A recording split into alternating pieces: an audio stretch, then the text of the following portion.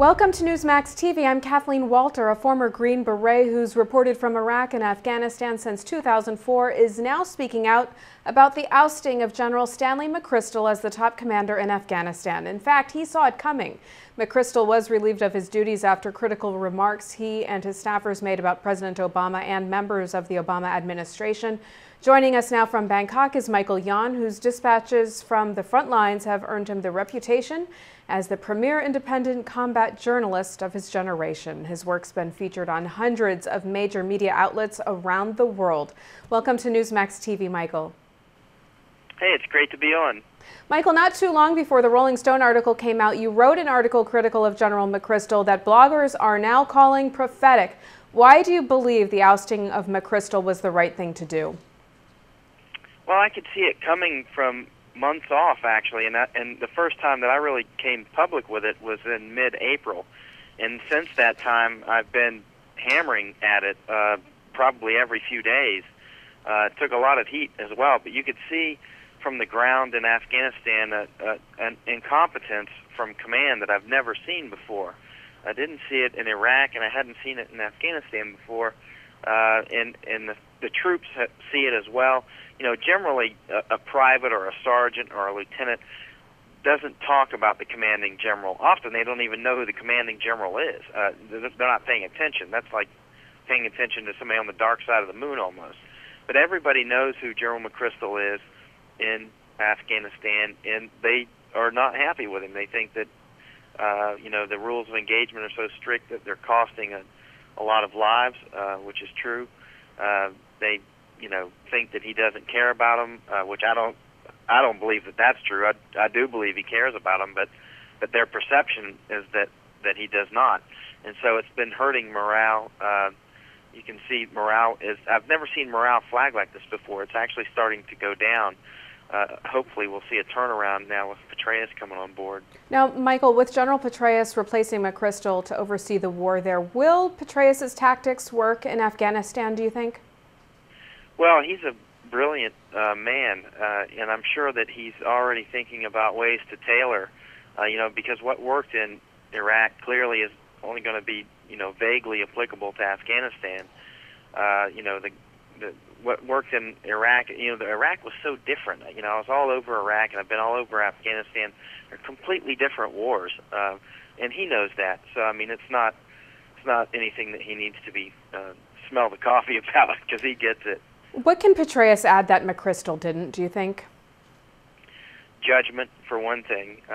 You know, McChrystal, McChrystal, not to take anything away from him from the community that he came from. You know, he came from special operations, which is a very important set of tasks that we have that, you know, must be performed in order to win the greater war.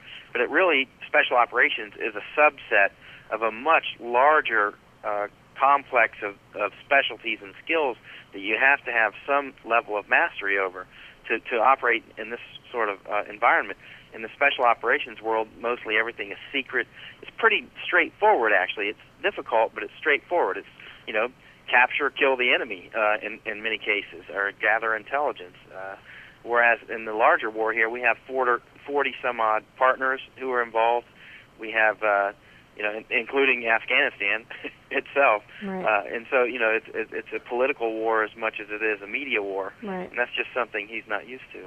Now, when Obama announced the surge in Afghanistan, he pledged less force than what the military asked for. He also made the controversial promise to start drawing down our forces in 2011.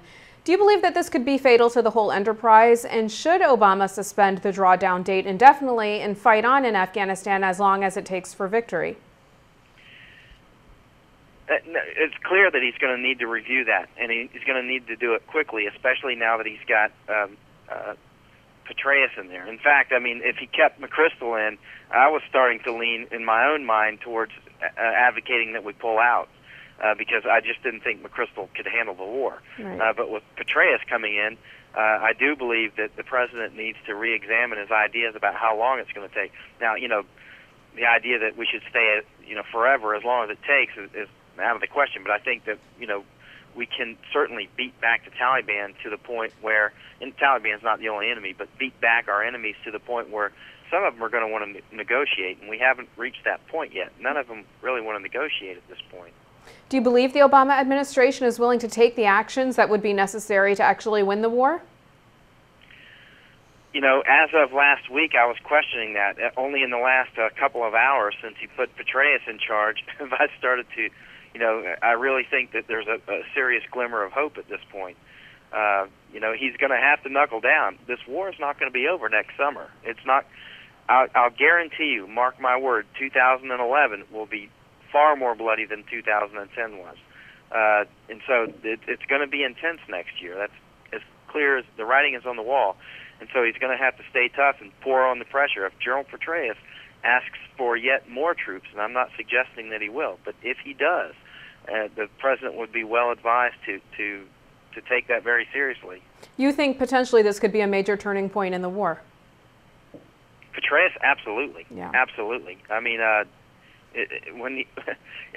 was actually excited that he was, you know, just tapped on the shoulder to come back, because, you know, I was starting to lose hope that we could win the war. Michael, some pundits are saying that the McChrystal ousting represents a much larger issue, a schism or a distance between President Obama and many U.S. military leaders. What is your take on that? You know, clearly there's something to that, but let me qualify that as well, because as the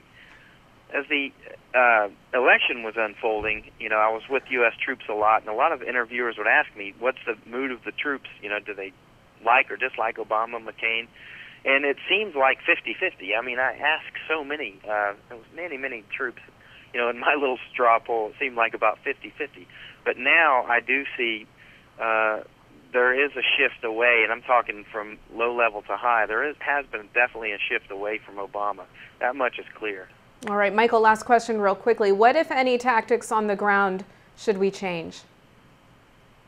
Well, we're going to have to re-examine rules of engagement, and I just emailed to General Petraeus tonight, you know, and he emailed right back on something, you know, and I'm going to make a detailed email to him and tell him, you know, what I think about the rules of engagement. I know he'll listen, and I know a lot of other people are going to tell him, but at least, you know, that's the first thing that needs to be re-examined.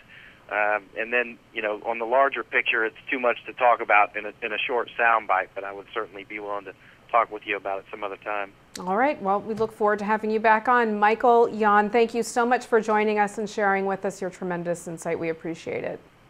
Anytime. Thank you. And thank you for watching Newsmax TV.